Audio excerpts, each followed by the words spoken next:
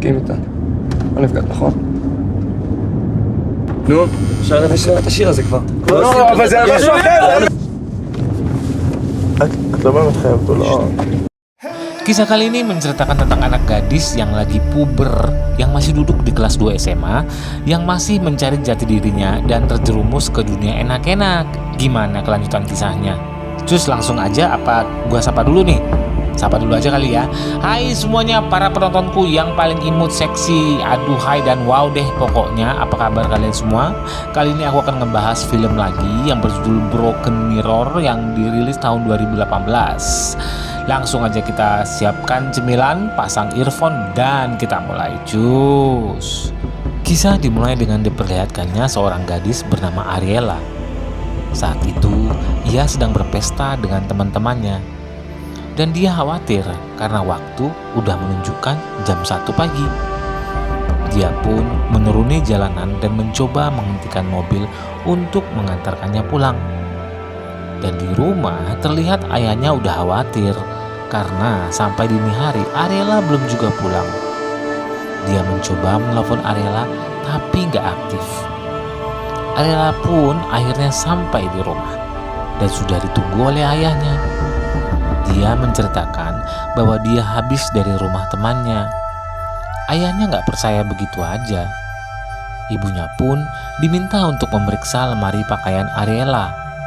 Dan tentu aja ibunya menemukan baju yang seksi yang udah digunakan Ariela sebelumnya. Ibunya pun kembali ke ayah Ariela dan bilang bahwa dia gak menemukan baju-baju seksi di lemarinya. Ayah Ariela adalah seorang marinir dan otoriter, jadi dia bisa melihat kapan seseorang berbohong dan jujur.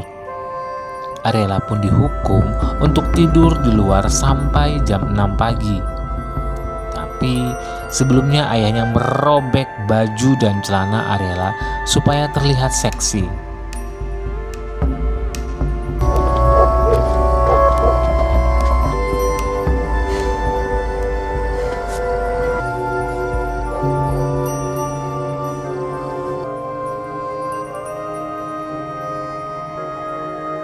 Keesokan harinya, Ariela terlihat udah memasuki rumah. Dan dia hanya masuk rumah lebih awal 1 menit. Dan ayahnya pun kembali marah dan mengatakan ada banyak hal yang bisa digunakan walaupun hanya 1 menit. Lalu Ariela pun dihukum lagi dengan merapikan tempat tidurnya hanya dalam waktu 1 menit. Sembari ayahnya menunggu di belakang, Ariela pun gak bisa menyelesaikannya. Ayahnya berkata bahwa Ariela pasti bisa. Dan dia pun memberikan kesempatan kedua untuk Ariela. Dan waktu dia mulai mengerjakannya lagi, terdengarlah suara ketukan pintu dan ayahnya harus keluar. Ariela pun memecahkan gelas dan mencoba melukai tangannya supaya dia gak disuruh melakukan hal yang sama lagi.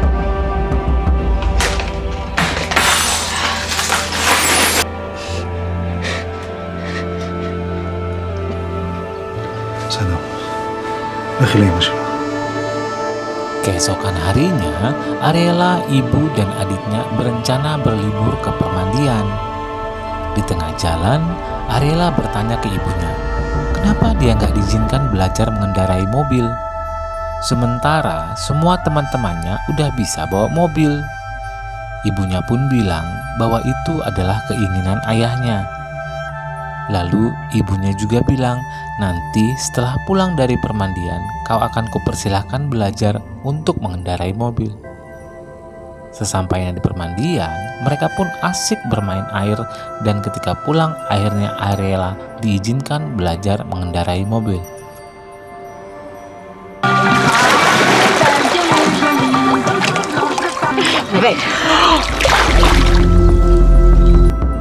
Di tengah jalan, ada bebatuan besar yang menghalangi jalan mereka. Ariela bilang bahwa dia pasti bisa. Lalu ibunya pun turun dari mobil dan mencoba mengarahkan Ariela.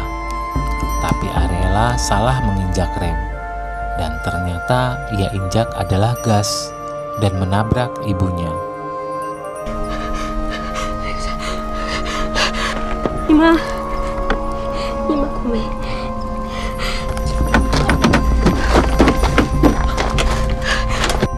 Ibunya pun terjatuh dan Arela pun mencoba menyadarkan ibunya. Tapi di tengah hutan begitu, di mana mereka mau mencari bantuan. Dengan sekuat tenaga, Arela mencoba menaikkan ibunya ke mobil dan membawanya ke rumah sakit. Dengan bermodalkan belajar nyetir mobil selama beberapa menit tadi, sesampainya mereka di rumah sakit, ayah Arela pun datang dan berbicara dengan dokter di sana. Di situ dikabarkan bahwa istrinya sedang dalam keadaan koma. Ayah Arela pun mengantarkan kedua anaknya ke rumah. Sesampainya di rumah, nenek mereka udah menunggu dan menyiapkan makanan untuk mereka berdua. Tapi Arela malah membuang makanan itu ke tong sampah. Dan neneknya pun gak pantang menyerah. Dia lalu membuatkan makanan lagi untuk Arela dan berusaha membujuknya. Dan lagi-lagi Arela menumpahkan makanan itu ke lantai beserta piringnya. Neneknya hanya bisa bersabar melihat kelakuan Arela. Setelah itu, ayahnya Arela pun mengantarkannya ke rumah sakit. Dan dia minta tolong supaya Arela menjaga ibunya. Karena ayahnya ada urusan penting yang gak bisa ditunda. Dan ayahnya juga berkata bahwa dia tidak akan menghukumnya. Justru Arela berkata, biar aku yang menghukum diriku sendiri.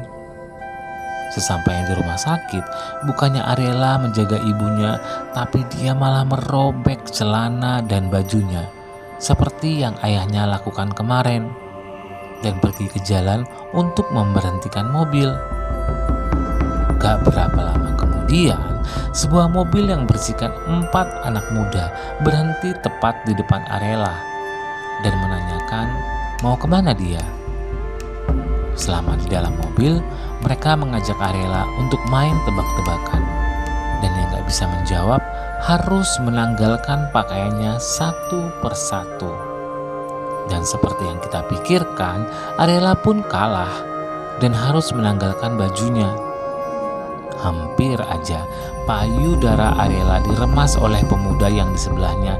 Kemudian Arela pun muntah karena mabok perjalanan. Dan para pemuda itu pun menurunkannya di tengah jalan sendirian. Arela berjalan dan melihat tulisan yang memperingati untuk gak masuk ke areal itu. Tapi Arela tetap kekeh masuk dan dia pun terkena jebakan hewan.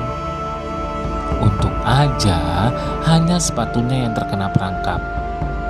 Gak berapa lama kemudian lewatlah seorang pemuda yang bernama Ben untuk menolong Arela. Dan Arela pun diajak untuk ke rumah Ben. Sesampainya di rumah Ben, dia mencoba memperbaiki sepatu Arela yang udah rusak karena perangkap tadi, supaya Arela bisa pulang. Tapi Arela malah minta untuk tinggal di situ dalam beberapa hari. Ben menjawab bahwa kehidupan di sini sangatlah berat. Kau gak akan sanggup, kata Ben. Arela pun mencoba menyalakan korek dan meletakkan tangannya di atas korek itu untuk membuktikan bahwa dia kuat. Dan akhirnya Ben pun luluh dan membiarkan Arela tinggal di situ selama beberapa hari.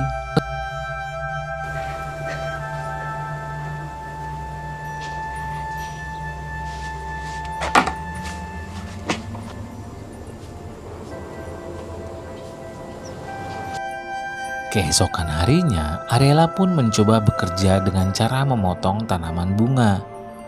Terlihat mereka sudah semakin dekat.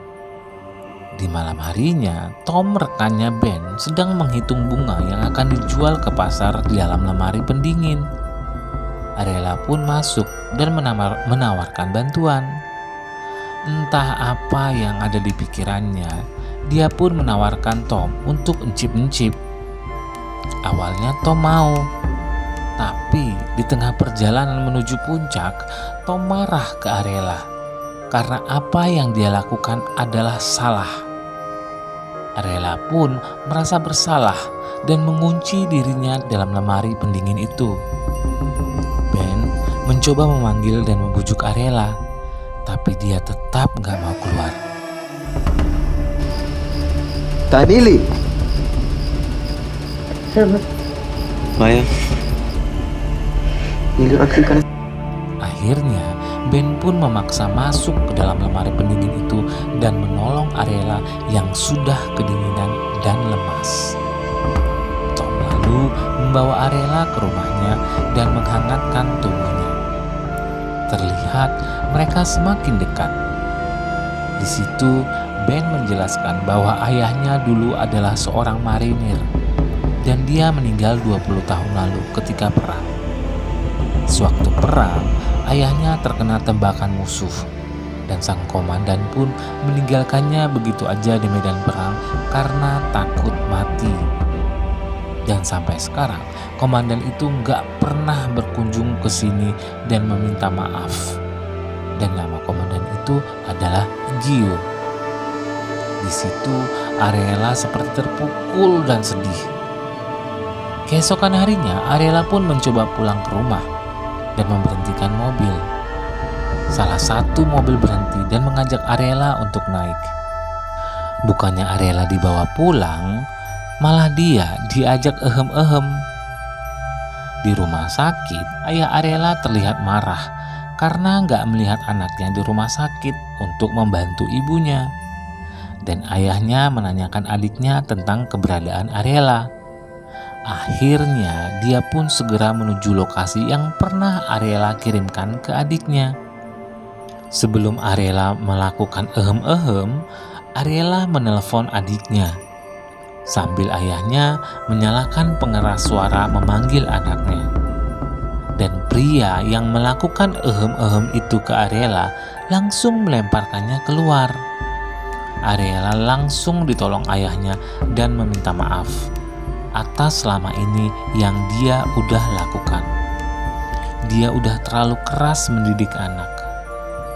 Ariela pun berkata, mungkin ini adalah sebuah karma atas apa yang udah kau lakukan pada Ben dahulu.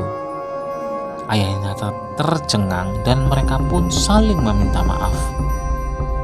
Lalu ayahnya Ariela pun membawanya pulang ke rumah sakit. Dan keesokan harinya, Ariela terlihat membantu ibunya yang sedang terbaring koma. Dan ayahnya ke rumah Ben untuk meminta maaf dan menghadapi kesalahan yang dulu pernah ia buat. Dan film pun usai.